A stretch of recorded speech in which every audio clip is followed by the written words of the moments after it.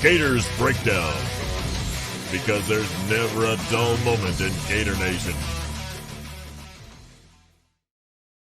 The Gators Breakdown podcast is ready to go. I'm your host, David Waters. You can find me on Twitter at GatorDave_SEC.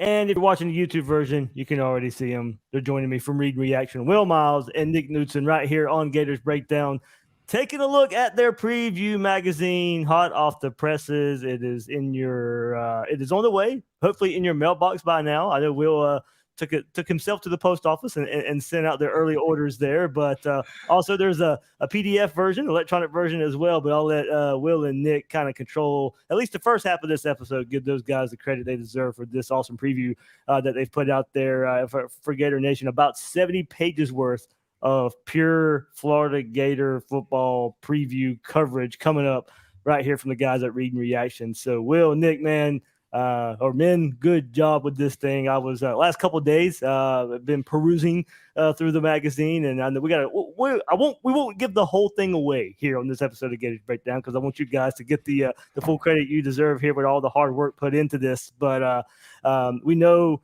about this time of year, it is called Football Preview magazine, and I know you guys launched it last year with a heavy Gator focused preview, and it continues for the second year. Yeah, man, it was a challenge. We decided a lot of people last year wanted a hard copy. So we went ahead and found people to print it. And Nick just worked his butt off to make sure everything was set correctly from a typeset perspective. There are still typos in there. We tried our best, but I'm sure people will find one or two. And then the biggest adventure for me has been at the post office trying to get this thing shipped out. So the first batch went out today. The next batch is going to go out tomorrow. And if you've ordered it in the last couple of days, the latest it'll go out is on Friday. So you'll have it hopefully by the end of the weekend. And we'll actually prove there is a physical copy. It is a hard copy version. The magazine exists. I've got a ton of them sitting upstairs. But we're really proud of it. We're really proud of it. We set out to put together something that was hard copy that could be in people's hands. We went through all sorts of iterations trying to figure out, can we go through a distributor? Can we get into Publix? And we had some listeners reach out to us and help us with that process as well. We just decided to distribute it ourselves this year for various reasons. But the hope is that, we sell enough this year, then that's proof of concept to go next year and do that, where all of a sudden you'll start seeing the Read and Reaction magazine in Publix and Winn-Dixie and Walmart and all that stuff down there near Gainesville. And, I've actually been surprised. I've had people from Europe ask me to send them a copy. There's one going to Hawaii. So Gator Nation's everywhere. And it's been kind of cool to see.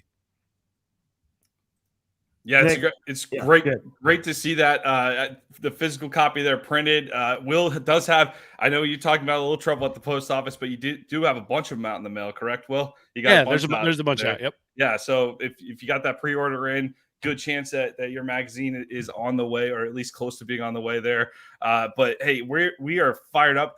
We've done great with the pre-sales. There's not a lot of copies left, and there's no guarantee that we're doing a next batch. So if you really want a physical copy, I would highly suggest getting your order in within the next few days on that, because there's no guarantee that we're doing a second run in the magazine. We did everything from start to finish outside of actually printing the magazine. So Will's even up there. He's got his kids working hard, packing the magazines too. So he's got support. We got support from the whole Miles family up there too on that.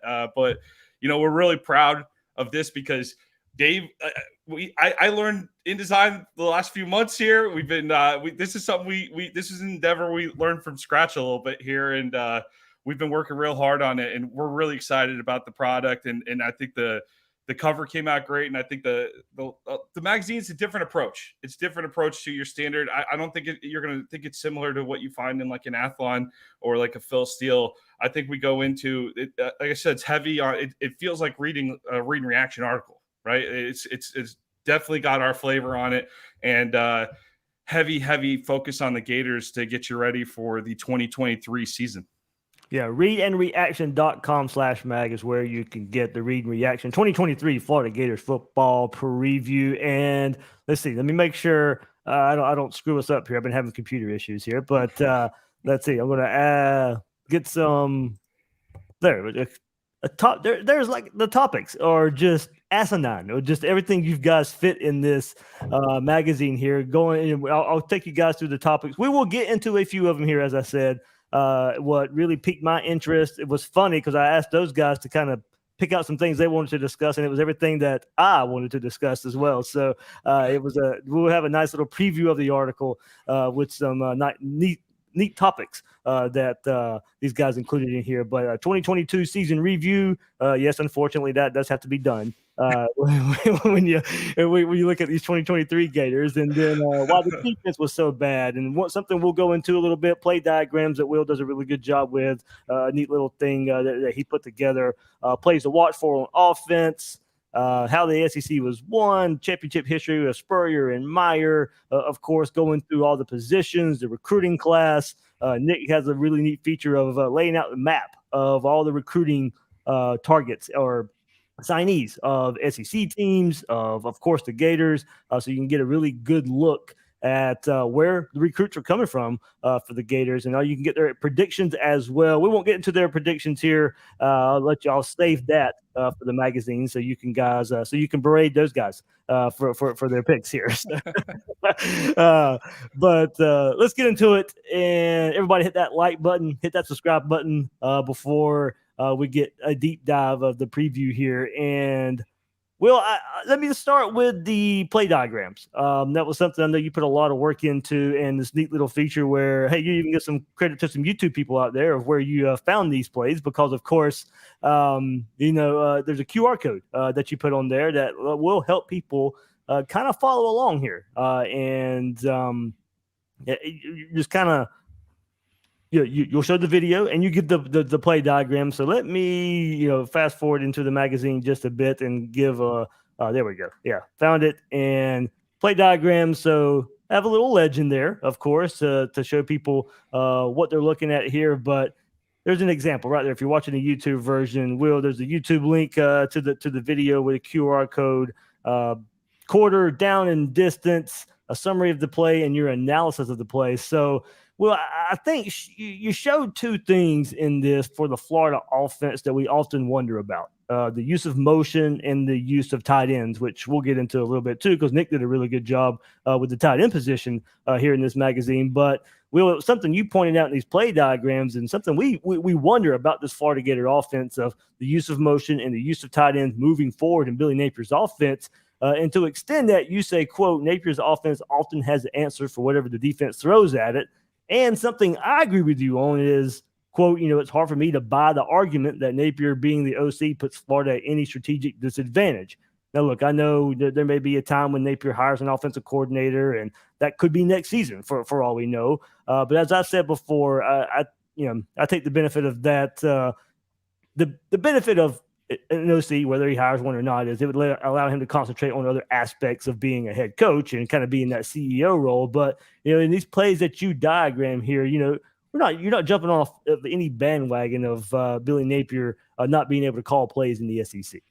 No, in fact, if you've been listening to me over the last month or so, you've probably been wondering why I'm so enthusiastic about the team. It's because I've been doing these sorts of diagrams, both on the offensive and defensive side of the ball.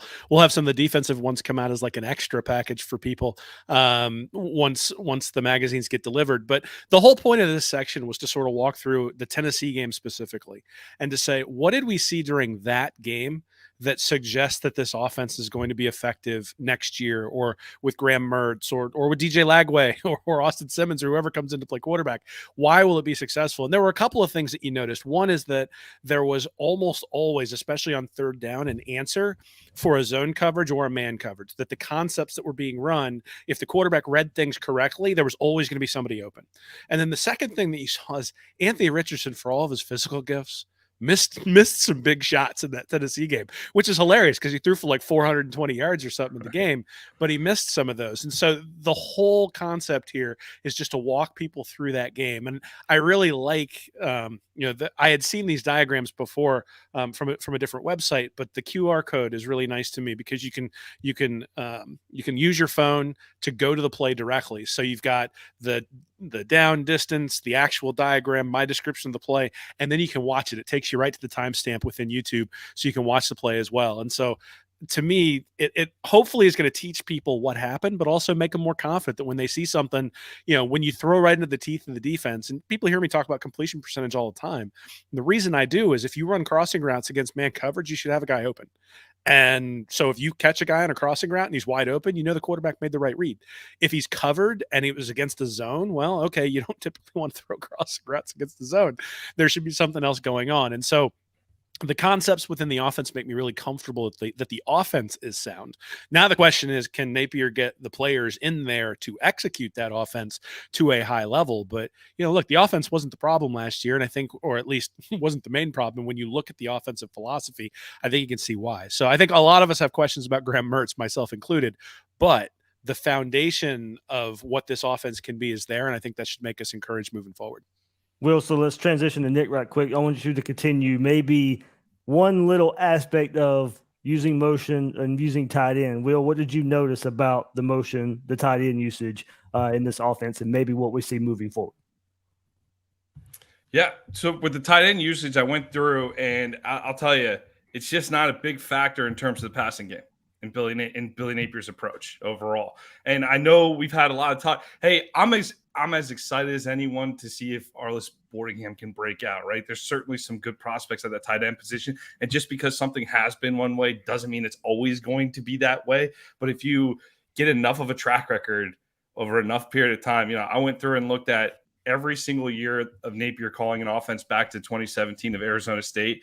And I believe off the top of my head, I think it's the leader in catches was there's 22 receptions one year, I believe, for the tight end position. So I know we talked about this the last time I was on, Dave, where I said if I gave you 25 receptions out of the tight end, right, and like 4 or 5 touchdowns, you take that in 2 seconds, right? Like, so this proves it. That going through and looking at Napier's offense, it's just not a position that's featured in the passing game to a tremendous degree. And I got a breakdown of everything. But the other thing I went through, I said, well, okay, we got a guy, Graham Mertz from Wisconsin. What's Wisconsin known for? They're known for the big dudes. They're known for the run game. They're known for the tight ends and fullbacks right up there at Wisconsin, the running backs.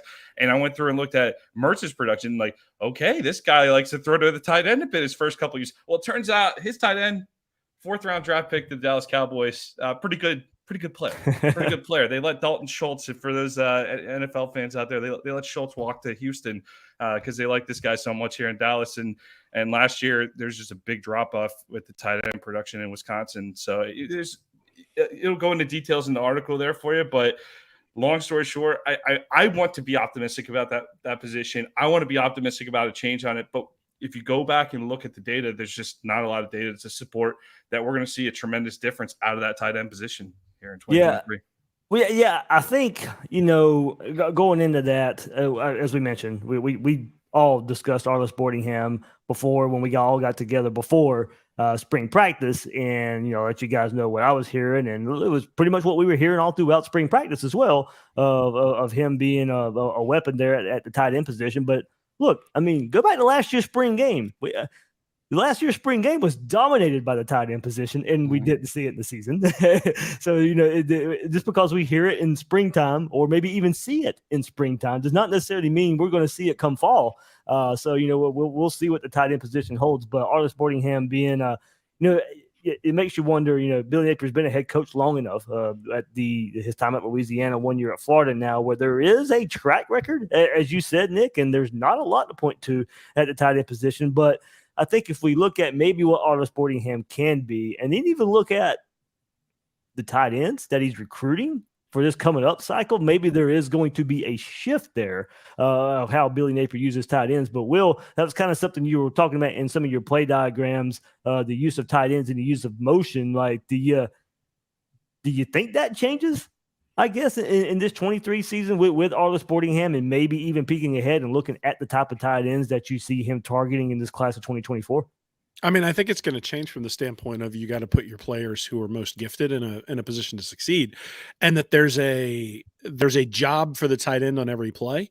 And that doesn't mean the quarterback's necessarily going to find him. And the quarterback finding him is dictated by, did he win the battle, and what is the defense willing to give up? Now, I think the quick game is a place where Graham Mertz tends to be better than Anthony Richardson was. I think Richardson's a better overall quarterback, but I think Mertz is better at that quick game. Well, what happens when you start playing in that quick game? Well, the quick game, all of a sudden you rely on tight ends. The other thing is, and you sort of alluded to it, is that orbit motion that everybody seems to hate.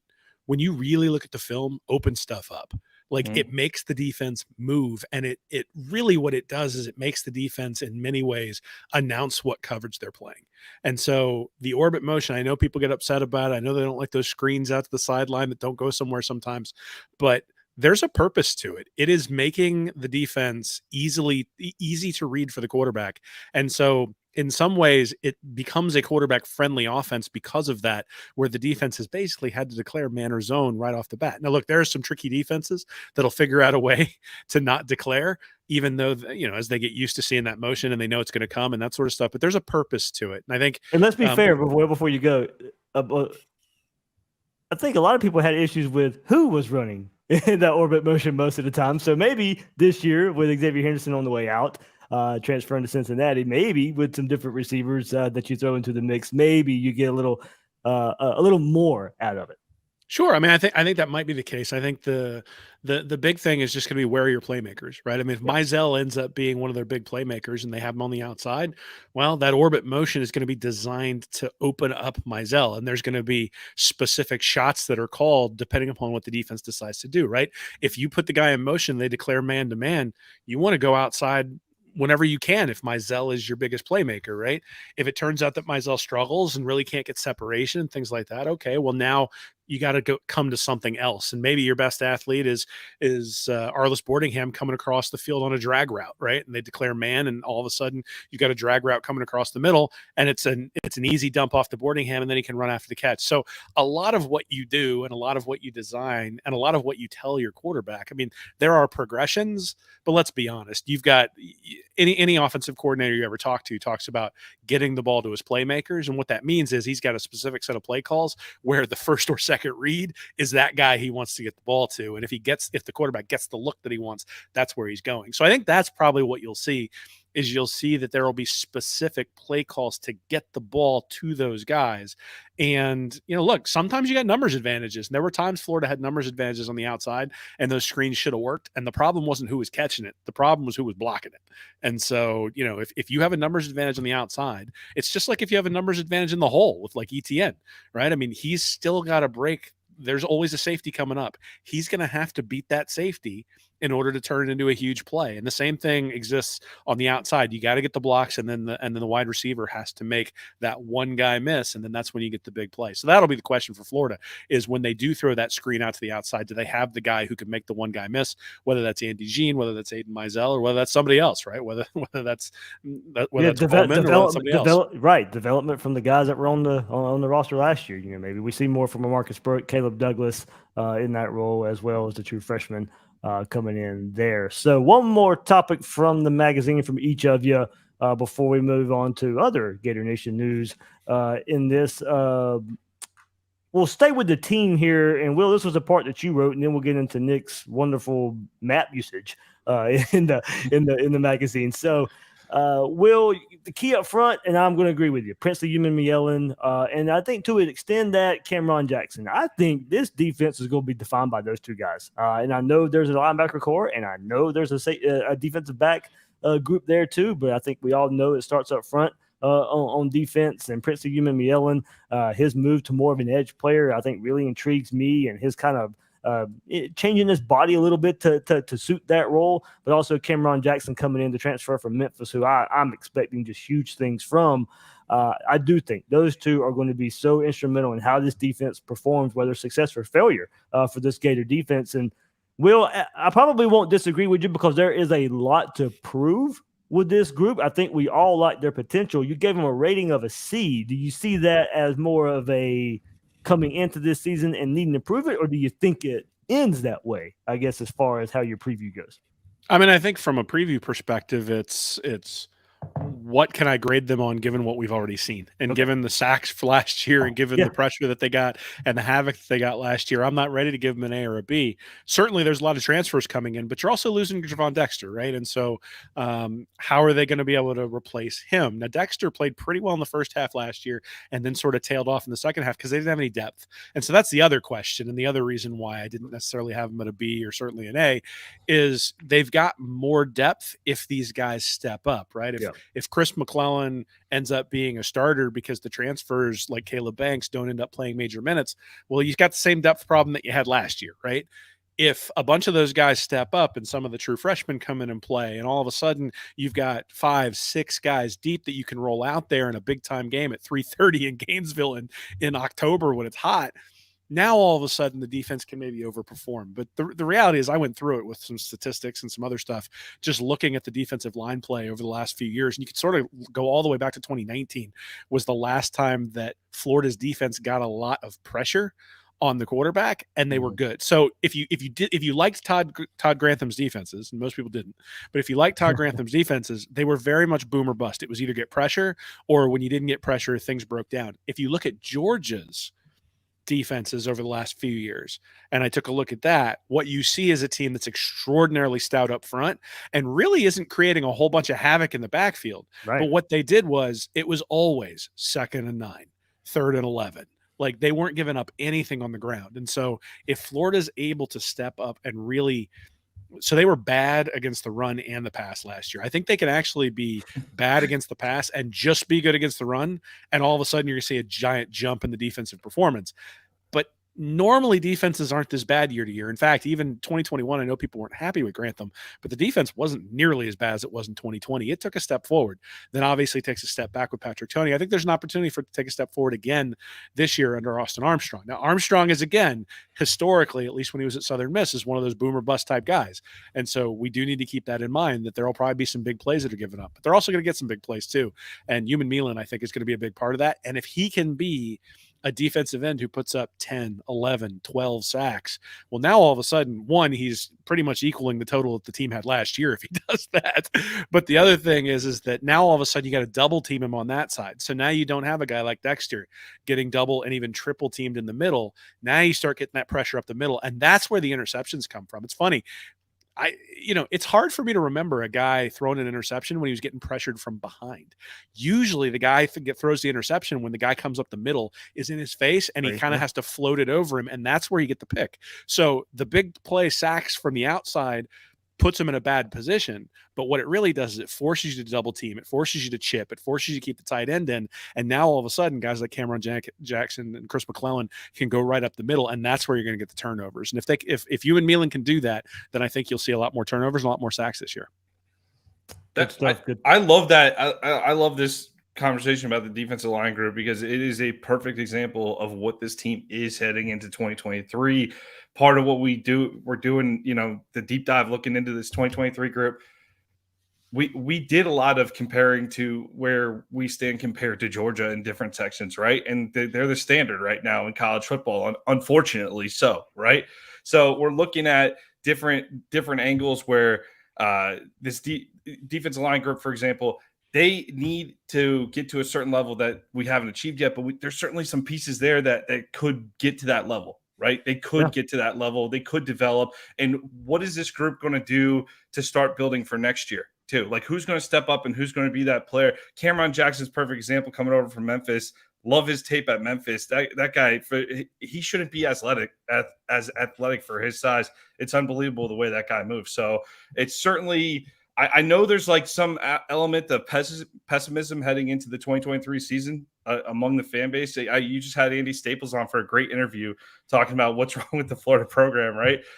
But I think people who are paying attention closely are like, this roster has turned over big time. There's a lot of new faces coming in, and I'm really excited to see the development going forward. You have to accept where we are. You have to acknowledge where we are compared to where we want to be. But there's a great chance for this program to look a lot different a year from now. And it's a lot of young guys, it's thanks to a lot of young players like Will's talking about. Yeah, speaking of that, this was something I went through in my head. I'm pretty sure it was as I was taking a look at your guys' magazine, and this came in my head. Go position by position and say who the best player of that position is. And they are a transfer. They are a Billy Napier player. Pretty much. Mm-hmm. If you're going to say quarterback, okay, well, you got to go Graham Mertz more than likely. All right, so that's a transfer Billy Napier brought in. Now, whether you think about him overall is different, but as far as looking at this team and how the roster is constructed, the best player at positions are mostly now, Billy Napier chosen players, whether it be transfer portal or whether it be guys he recruited at some point so far in just the year and a half that he's been here. So quarterback is Graham Mertz. The running backs, of course, are both Billy Napier guys, Montreal Johnson and Trevor Etienne. Offensive line, all right, you got to go Austin Barber. So that's a Mullen, that's a Mullen leftover. But you go to last year, that's Osiris Torrance, of course.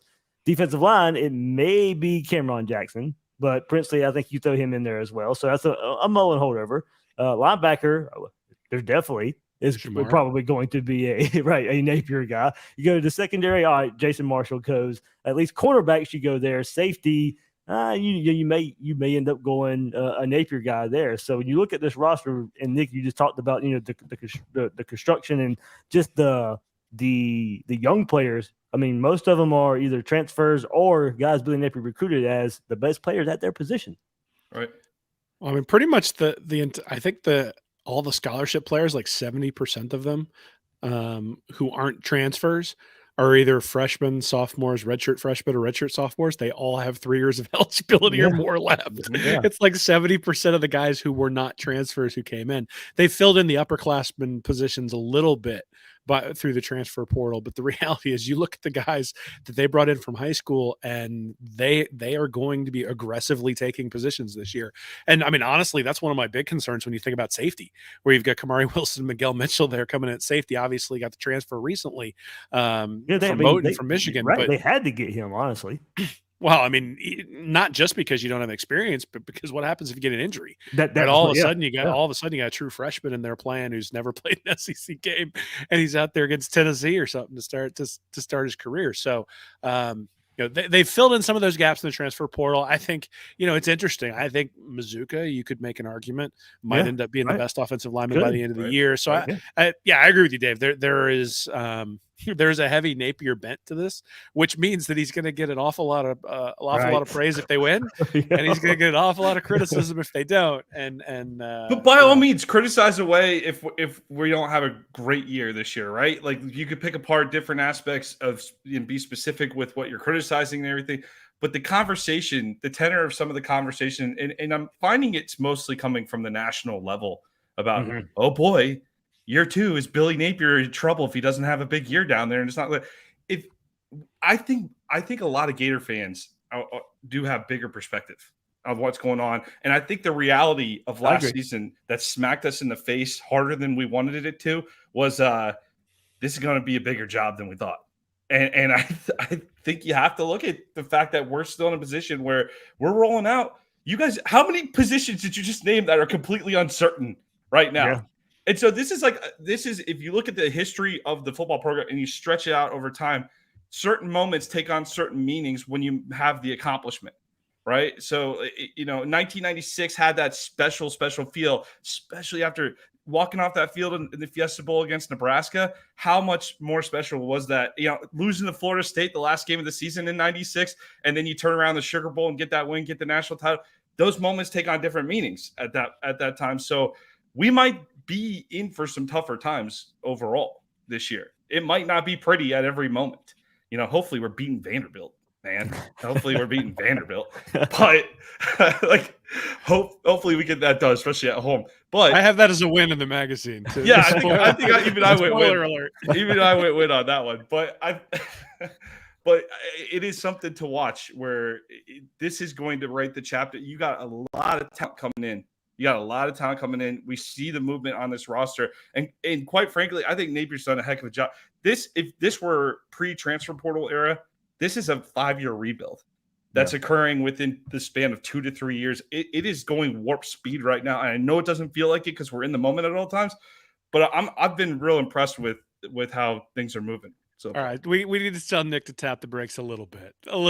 Like, hey, I got him at 6-6 on the preview magazine there. Will I am, but I'm actually trying to more find bullish the than you are. I know that's what I'm saying.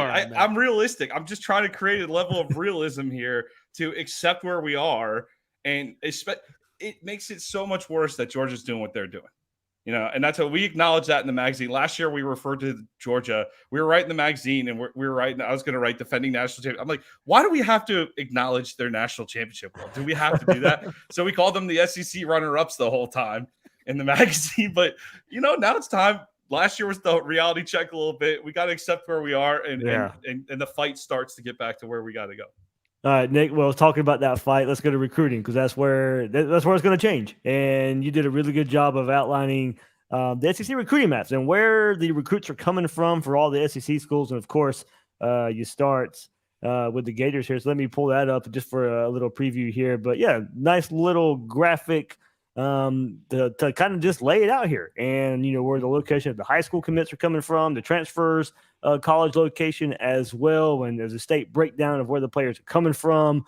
I mean, really good job. Distance from Gainesville, all that stuff. Why did you think it was important to kind of maybe show, the location and how it is translating to where Florida, where Georgia, where Alabama, and where all these SEC schools are in terms of recruiting?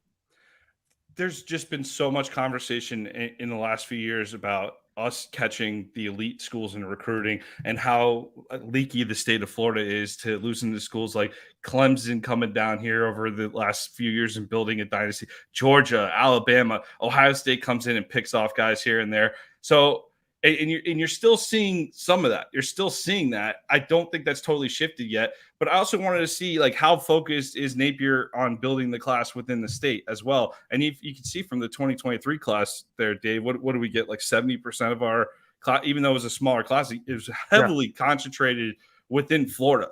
But we make this a big thing. And you think about Georgia and Alabama, those guys can just go anywhere. Alabama last year, poor old Iowa. I mentioned this in the magazine. They had that 5-star offensive tackle committed from in-state the entire cycle. And the day before signing day, the check from Alabama comes in, and that guy's going to Tuscaloosa. So they kind of can pick and choose their spots on that. And you see that's what we seem to be doing that in some instances. You talk about Kelby Collins would be a great example of that. That's a great win going into Alabama, and you're beating him out for over Alabama and Georgia there. But I was really curious from the Florida perspective, but I was also curious, what's Georgia doing? What's Alabama doing? How much is Tennessee getting down here? And what I really found was that Georgia is really, you think about them as a national operation. They certainly are. If you see the blue dots, by the way, are if the high school commits. And I threw in the orange for the transfers because I thought it was a good visual just to see, how many transfer portal players they're really getting. You look at that, three spots, but are they concentrated? Are they concentrated in a certain area? Does the coaching staff have connections in certain areas? You would expect Florida to have some prospects from Louisiana, Texas, because those are the areas they recruited under Napier, right? The staff's heavily tied in those areas. You would expect that. And it really was heavy Florida connection. They developed that connection in Florida. Georgia here, not only are they picking the creme de la creme in Georgia, they're coming down here and they're taking our best too. Yep. Not 9 players out of the state of Florida. So, and you look at Alabama, it's a little less dramatic, but it has been like this in different cycles for Alabama as well. So, essentially you want to look at, I'll let you go into the details when you get the magazine, but in general, protect the state borders and you'll solve the problem if you're Billy Napier. It's not about beating Georgia out for a 5-star kid in California. It's about taking care of your own state. Yeah, it was a really good look there. Program by program in the SEC of where the athletes are coming from. I know Will was excited about this. Every time Will and I had a episode, after we would sign off on that episode, he'd kind of give me an update on the how the magazine was coming. And Nick, I'm going to tell you, he was giving you a lot of credit on this part. I appreciate that. Yeah. Well, if you look at this here too, Auburn, let's scroll up there to Auburn there, Dave. Yep. So look how many transfer portals you're dealing with. Right. Well, yeah. Right. So, and it just gives you an idea how that class and there should be even more on this because, you guys had to stop at some point and get a print. And they put even more transfers as far as Auburn goes. But I found it fascinating. If you go to 2 in-state programs, I think it's the last 2 on the list there, Dave, Ole Miss and Mississippi State too. And that's why I put the other, I know everybody might not have an interest in diving deep into every single SEC program, but look at Ole Miss, right? The hashtag transfer to the SIP. Lane Kiffin's all over the portal versus you go to Mississippi State, Zach Arnett starting that first season there, taking over for Leach, heavy in-state. Texas A&M, Jimbo Fisher, they had that number 1 class where they went out of state and they went everywhere and they went all over the country. Guess where they were this year? They were back home. They were taking care of their backyard this year. And that's probably going to be, that's probably the plan more often than not. Another article, a separate article I wrote that was in line. Because I remember Will actually got the idea from listening to Will talk about us not doing great within the top 20 of the state of Florida last year.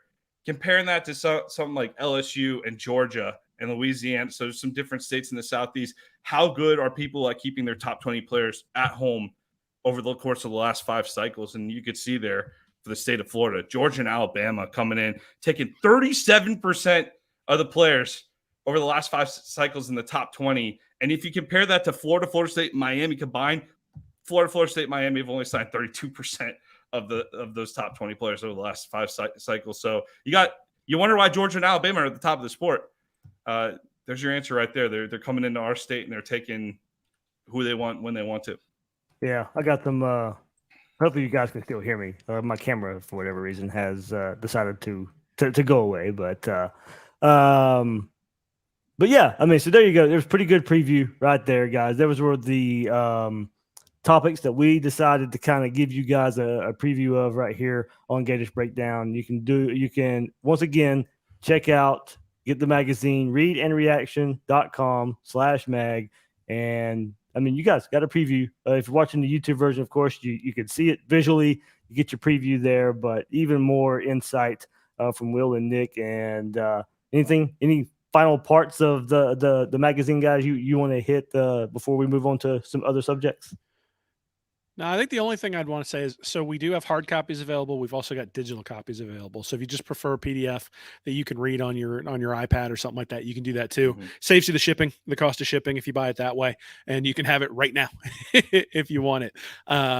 But hard copy, if you order it now, it'll be out by the end of this week in the mail. So you should get it early next week and be able to take a look. We appreciate everybody supporting us, and it's been fun. There's a lot of cool stuff in there. I think we hit a few of the things, but that's by no means everything. And so hopefully there's something in there for everybody. So the site is we want to help people be smarter fans. I think last year we didn't put a lot on the cutting room floor, and we just sort of put out a bunch of pages and a bunch of information. This year we curated a little bit more, and it's a little bit tighter, but I think that also makes for a better read. Yeah, and like Will said, I'm really grateful for the support from everybody out there. It's really cool. I grew up reading these magazines like this, so it's really cool to be able to put together something like this and have our own magazine that we're shipping out to everybody. Very excited. All right, visually I'm back on another camera. The laptop camera saves me here, but it doesn't look as good. But at least I am back up and running here. You still look better than us, Dave. That's I know. The reality. Yeah, it's the lights. But yeah, there we go. Readreaction.com readreaction.com/mag to get your read and reaction college Gators football preview 2023 edition from Will and Nick. So, hey guys, while we're paired together, I think this is some good roundtable kind of discussion here to kind of maybe close this episode out with. But first of all, let's put it up there. We got some kickoff times to get into for the Gators. It was announced today that the Utah game, the opener, we knew it was going to be on that Thursday night now, but now we got a time and a channel. We got ESPN at 8:00, and I was wondering if Fox would pick this up because of Utah being the Pac-12 and their relationship with Fox. But it is going to be an ESPN game that Thursday night, opening the season. Utah Gators, August 31st, of course, on the road, taking on the Utes, and then another string of night games, kind of like last year to start the season. Gators on ESPNU, 7:30 against McNeese, but then hosting Tennessee, 7 p.m. night game in the Swamp. SEC opener for the Gators on ESPN. The Volunteers come to Gainesville for a night game September 16th. And then on September 23rd, ESPN Plus, SEC Network Plus, is the Charlotte game September 23rd at 7 p.m. So, guys, fans will get mostly get their wish here with the night games. I know driving back to Jacksonville, there's some long days going to tailgate and then coming back home after those night games. But you get the atmosphere of a night game early on in the Swamp to start the season after the road trip to Utah. Yeah, man. I hope everybody took Friday off. That's September 1st. take that day off. I already got my PTO in. It's I mean, it's like Christmas, man. For anybody who's a football fan, that first game, I know there were some people disappointed that game got moved back to Thursday, but it's going to be fun to have a 3-day weekend, and starting off that 3-day weekend with a big time game against Utah, getting to do that analysis after the game, should be a cool environment. And quite honestly, Cam Rising, who knows what he's going to be in terms of his health, given what happened to him towards the end of the season last year. And so, I think so Nick and I in the magazine did this feature where it was, toss up, win or loss. And for the most part, I just couldn't decide any of them. I'm like, if things go the Gators' way, a bunch of these things could have turned into wins. And that Utah game, I think, is one of them because of a lot of the extenuating circumstances. So get your PTO in for Friday so that you can stay up afterwards and watch all the post-game shows if Florida pulls out the win on that one. Man, yeah, that should be fun. Imagine if Florida goes 4-0 on the stretch. How excited are people going to be? It's somewhat doable. It's going to be a tough opener there on the road at Utah there. But where are you guys on the Joe Milton hype train? Because I feel like it's starting to pick up steam. I don't know if it's just flashy clips on the internet, but I'm hearing like some crazy stuff. I like the offense. I like the system. But are we buying on the Joe Milton hype train here? He'll be better than what he showed those couple years ago when he started the season and he got replaced. He'll be better than that. He's not going to be Hendon Hooker. He was having a special season last year, but he'll be better. He'll be better than what he was. Yeah, I'm not sure I'm there on the Tennessee being. I think you would expect that offense was just so good. It's not even a knock on them to say that they're going to take. Well, they lost more than take a step back. But, they lost more than Hooker too. I mean, right. offensive line, receivers as well. Yeah, I mean, they got some pieces to replace. Yeah, his completion percentage in his senior year at high school was 48%. I'm thinking he's going to struggle to be as efficient as Hendon Hooker. That would be my official prediction. It was one of the things when Florida was going after Milton pretty hard. Did he commit to Florida and then decommitted that? Yeah, I think he was committed at one point. McElwain, right? Mm-hmm. Yeah. Mm-hmm. So I mean that was always one of the things that you sort of looked at and said, it's hard to only complete 48% of your passes, and that's a rough one. So I think accuracy is going to be the question. If they can fix that with scheme, then hey, he'll have a pretty good year. I think he'll be better than he has been at Michigan and probably better than he has been in mop-up duty at Tennessee. But I think to your point, like this is the thing. I think everybody was surprised at how good Hendon Hooker was last year. I wasn't. I watched him at Virginia Tech. He was really good when he was at Virginia Tech. He took a step forward last year. But even if he'd have just mimicked what he did at Virginia Tech, he would have been a very, very good quarterback. Milton hasn't shown that yet. And so, I think I'm with you on this, Nick. It's like, he's going to have to show it. It's going to be a road game at night. And, what happens? They usually win in the swamp, don't they, Tennessee? Well, I mean, no, I'm not. I think that's a sneaky tough. Like, I think people are overlooking that on the national stage. You coming into the swamp, you catching them early. They're not playing anybody big the first two games. I think I'm they're playing. Yeah. I think they got cupcakes to open up the season. These two games are going to roll over. So this is going to be catching them early. Might be nice. What are we? 19 of the last 21 against those guys. I think. They're on a streak of one. The swamp's going to be on fire that night. I like that 7 p.m. kickoff. Yeah. They needed every bit of rock. They don't have a cupcake game one. They got Virginia, but it is Austin Peay the week before Florida. Yeah, before Florida gets McNeese and maybe a day rest, an extra day because you played a Thursday night, but you are traveling from Utah, so how much rest are you really getting? If you won the game, you're not getting any rest. That's true too, but also, I mean, more than likely, Tennessee's going to be 2-0 rolling in. Who knows what Florida's going to be with that game? I mean, Florida could already be facing some desperation if you lose to Utah game one. You don't want to go 1-2, of course. Right, and that's why I think you're going to have it's going to be a hungry team, and you're coming off. That's where I love that Utah kickoff. I know that's a tough game for Florida, but you think they're going to have that big game atmosphere out of the way. This team's going to be ready coming into the swamp against Tennessee. I like that under the lights, Tennessee they're not excited about coming down here this year. I'm not going to make the same mistake I did last year, which is I put like $50 on Anthony Richardson to win the Heisman before the Utah game, and then I let it ride against Kentucky. Was that a mistake?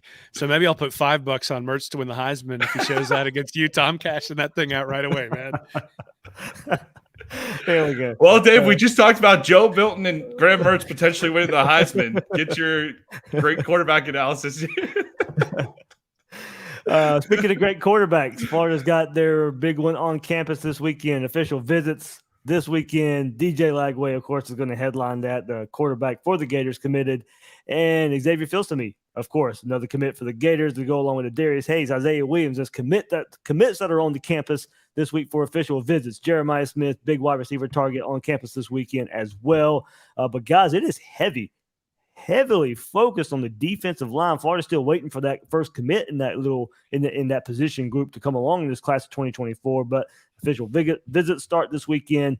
David Stone, Dalen Evans, LJ McCray, Jordan Ross, a 5-star edge from Alabama, is now going to be here this weekend as well. He's reported to have heavy interest in the Gators. Look, maybe that could be a Kelby Collins situation like last year. You get him on campus, and it just completely changes the recruiting. Like a year ago, heading into June, you might have heard of Kelby Collins' name, but the chances of him becoming a Gator before he even visited were slim to none. And then he visits, and it completely changes the recruitment. Maybe that plays out here again with Jordan Ross here. But Kendall Jackson, the Gainesville local, will be on campus as well. Jaden Jackson, DeAndre Robinson. I mean, the Gators are bringing in a slew of defensive linemen. And look, they really they got to get this group started pretty soon and getting some commitments. But you got a lot of big names on campus this weekend.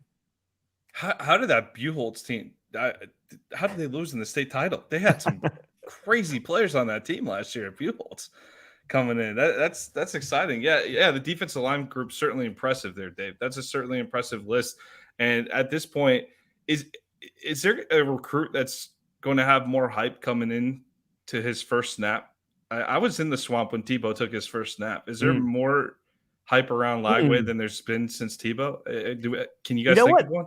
That's an interesting way to look at it because look, Tebow did have a lot of hype, and I don't know if it'll match that, but you still had Tebow coming off the heels of Chris Leak. Yeah, but Leak got booed in the swamp against but then Kentucky. before he left, he did hoist the title. So I know. All that stuff. I'm saying Leak was established, but there was still that pull for Tebow early on in that in that 2006 season, and that's what I'm trying to remember a recruit that had this much excitement coming in. Especially, it feels like he's already a Gator, even though he's not signed. He can break our hearts tomorrow. Hopefully not, right? But knock on wood here, but. This guy's doing a great job. He's doing a great job on the trail. He feels like he's one of ours already. He's on the trail and he's doing a great job. And you hear about him recruiting all over the place. He's doing awesome. So the place I agree with you, Nick, is that we all anticipate he's going to be the starter. So maybe from the standpoint of more hype than Tebow. Tebow came in. I mean, obviously we saw a little bit of it, but it was that Tennessee game, the 21-20 win against Tennessee, that sort of established that fourth down role where he's going to be the battering ram for Tebow. And then obviously, I mean, I'm not even sure he threw the ball in that game. And then you got the LSU game a couple of weeks later with the jump pass and the fake run that then hits Murphy streaking. Then LSU just decided not to cover him going down the field for a touchdown. So it was a huge part of that win over LSU. Obviously, they win the national championship, so the hype heading into year 2 was pretty big. I'll tell you, Dave, you rolled off all those defensive linemen. We just got done talking about how defensive line is like the heart of the defense and how that's why Florida struggled so much and all that stuff. I don't care. DJ Lagway and Jeremiah Smith are on campus. Those are the only two players that I care about. It's because honestly, I one of the things that I look back on, so you mentioned it in the table of contents, was Steve Spurrier and Urban Meyer's second year. So that last year in the magazine, we looked at their first year and said, what did they do? And what can that tell us about Napier? And now it's the second year, and what can that tell us about Napier? And if you look at that bump class with Tebow, Spikes, and Harvin, those guys accounted for something like 11 all-SEC seasons in the time that they were there. And I think they only got 14 or 15 all-SEC seasons out of that particular recruiting class.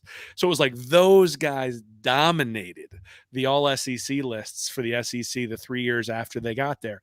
And so that's what we're talking about here. If they can rope in a guy like Jeremiah Smith to go along with DJ Lagway and then maybe bring in a defensive guy, or maybe they've even got him, right, in Xavier Filsaime or Darius Hayes or Miles Graham. They've already got the guy in that 2024 class. You're putting together that level of elite talent that historically has turned into that sort of thing at Florida. And so, I will love it if they bring in high level defensive linemen. I will pay attention to it when they bring in all, high level defensive linemen. but they could lose out on every defensive lineman if Lagway commits and they end up with Jeremiah Smith as well.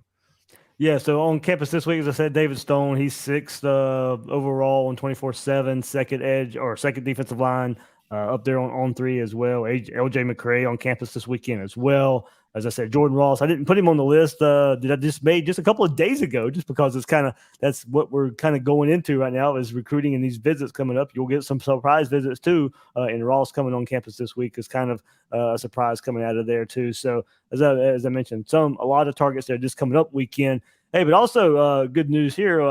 Chris Jones, the linebacker, Steve Wilfong put in a crystal ball today for the Gators. So big news there for the Gators and a linebacker prospect. So hopefully that's the Florida Georgia battle. You're beating Georgia for a linebacker right there with Chris Jones from Virginia. It's a big pickup if the Gators can pull that one off. I know he's bringing a slew of family with him this weekend to check out Gainesville. So hopefully that's kind of one you don't let get away this weekend. You let him get that visit.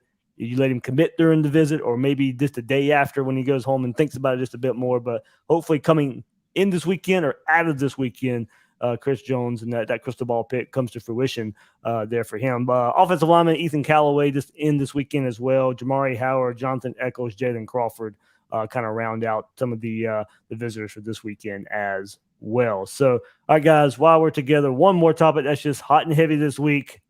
SEC meetings in Destin, SEC scheduling, a big topic, 8 or 9 games. It sounds like we're probably going to get 8 for the 2024 season, as they're kind of waiting on ESPN. They're kind of waiting on the college football playoff and how scheduling is going to be weighted when it comes to the formula and what they're looking for in these 12 teams that are coming up.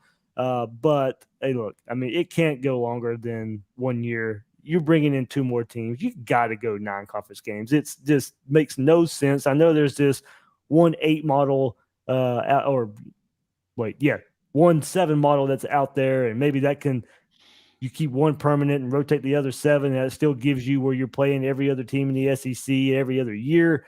But you've got to keep as many rivalries alive, and you can. Look, we're losing college football piece by piece of what we grew up with and what we've watched for years and years and years.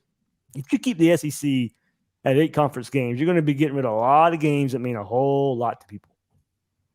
Yeah, you don't go out and get Texas and Oklahoma to say, okay, well, we're going to keep it at 8. So Nick, I mean, you bring those 2 teams in. And all right, here's 8 conference games. That means they're playing each other. That means Texas A&M aren't playing every year. That's insane. And even you go back to the old Southwest Conference, Arkansas finally has their family back, guys. They're no longer their cross. What was their cross division? It was South Carolina forever, and then and then they paired A&M. Did they pair A&M with South Carolina? Yes, A&M and South Carolina is permanent. I mean, what are we doing there? What are we doing? You have neighbors here. You got Missouri, Arkansas. It's kind of like a nice little corridor there out west that you actually have some neighbors out there now. So why not play those games? I'd like to see Arkansas. I know nobody here really cares about the Arkansas program, but you get Arkansas, Texas, Arkansas A&M, Arkansas, Oklahoma. Those should be happening every year. What are we doing? So getting to the 9-game schedule. No, that Missouri gets their brethren back too. Yeah, I mean, they were in the Big 12 for forever with Texas and Oklahoma. And then we can give up any pretense of caring about Missouri at all, because we have to pretend to care a little bit because they're in the East right now. But we can just move on and be like, yeah, they're over there. So I think it's a temporary issue, because this is not, like you said. They also might be posturing for TV deals too down the road too. So we might want to stay at 8. Like we'll throw a few more bucks on the table, go to 9. They're posturing. It's going to go to 9 at some point. I'm not really worried about it all that much. And one thing that came out, if they do go 1-7 in 24, they're still going to try and formulate where the rivalry still exists in the other games. They would still try to make that happen. So you'll have Florida, Georgia, but you'll still also have Florida, Tennessee somehow, or maybe even Florida, LSU somehow. But I mean, if you think about it, if you look at it when they only keep 1 permanent, I mean, this is why they have to go 9. All right, Auburn and Alabama are going to play each other every year. So you're going to lose Georgia, Auburn every year if you go 1 permanent. I mean, this is why you have to do the fans some service here in go 9 games. There's just no way. I don't care if ESPN is going to pay you or not. You got to go do it. You guys are so over the top. I mean, look, the gauntlet that Georgia has to run this year with the 8-game schedule is so severe. I don't know how anyone could possibly say that Kirby has to play a 9th SEC game. Like this season, the season that he has to play to get, how could they have put it this far, like this much against him with Georgia going for a 3-peat? You figured they would have at least given him 1 game to rest, but no, the SEC gauntlet that he's running for this 8-game schedule for this 3-peat. They need a 9th game. Will sleeping on Trent Dilfer and the UAB Blazers, man. Don't sleep on Trent Dilfer out there. Or that Georgia Tech interdivision rivalry game that they've got that's a barn burner these days with Georgia Tech and the ACC. Speaking of asinine scheduling, we're about to go to Texas, Oklahoma, joining the conference before the team from Athens even takes a trip to College Station. They've never played at Texas A&M since Texas A&M joined the conference in 2012. Well, let's just keep it that way. Right? Let's have Georgia never play Texas A&M from here on out. Like we talk about permanent opponents. Yes, permanent non-opponents. Just be like, and like so let's make sure Georgia never plays Vanderbilt. Right. And how can we set this up to our advantage? Hey, look, we're having fun here. It don't matter who you put on Georgia's schedule. They're going, they're going to do what they're going to do. But still, it's still a point worth bringing up about. Look, and I'll give them some credit too. SEC made them take Oklahoma off of the schedule because of the merging with the SEC and getting rid of that game. But still, I mean, it's two things can be true at the same time. Yeah, we'll give you a break because the SEC took Oklahoma away. At the same time, your schedule stinks. I'll give you an example though. The game I'm most disappointed about potentially losing. We didn't grow up. Our generation didn't grow up with the Florida Auburn rivalry. Yeah. Right. The previous. I love it. That kind of went out the window when it expanded. But I really love that Florida LSU game. That's probably been our most interesting rivalry over the last 2 decades is that Florida LSU game. And I like going out to Baton Rouge. I've been to that stadium before. Awesome experience. If we lose it on an annual basis, I'd like to at least see us like playing them with some regularity. Not going like a 3-year stretch without playing them.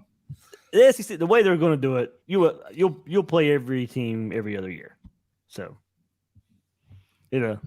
we'll probably lose Tennessee maybe every year too, but at least we'll get them every other year. Well, what we can be sure of is college football has never actually designed itself to be the most amenable to the fans, and somehow we still love it. It's like they keep beating us, but we keep coming back for more because it's so much fun. And I have no doubt that they will beat us yet again when it comes to the schedule, and we'll come crawling back because the reality is 3 months from now, when that ball goes up against Utah, we won't care what happened to the schedule and what the schedule is in front of the team and all that sort of stuff.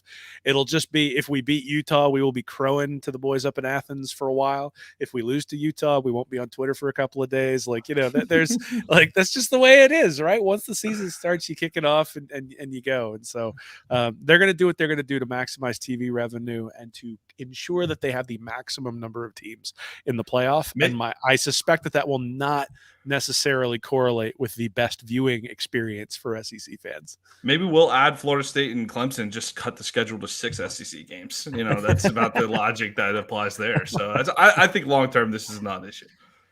Yeah, they'll figure it out. They'll go to 9 at some point, but they may take a little bit of breather in 24 and figure a weird schedule out for the 2024 season. But, hey, a 24 schedule, by the way, for Florida that includes Miami and Central Florida, and now maybe Texas or Oklahoma.